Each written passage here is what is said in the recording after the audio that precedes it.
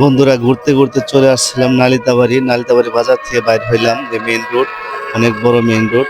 এই রিক্সা চলতেছে, এই যে দেখেন, এই পিচ্ছে একটা সামনে পড়ায় পড়ে গেছিল আমার মোটর সাইকেলের সামনে। আমি চলতেছি ব্রিজের এই পশ্চিম পাশে, এটা ট্রাক একটা দেখেন দাঁড়িয়ে আছে। মোটর সাইকেল আশেপাশে ওই অনেক সুন্দর পরিবেশ।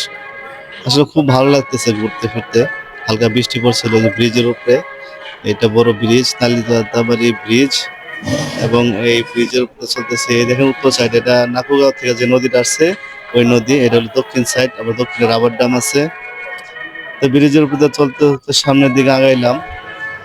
দেখেন আমার সামনে দুটো মোটরসাইকেল, একটা মুন্সি মোটরসাইকেল, সে সামনে আমার সামনেই করতেছে। আমি চলতেছি, তার পিছনে ব্রেক করলাম। বা সামনে দেখি তাকে পাশ কাটিয়ে যাওয়া যায় কিনা, চেষ্টা করতেছি।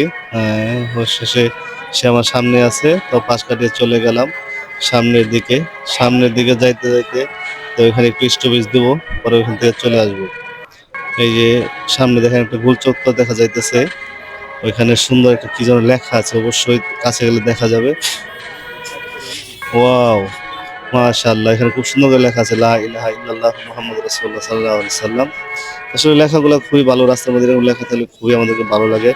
ধন্যবাদ সকলকে।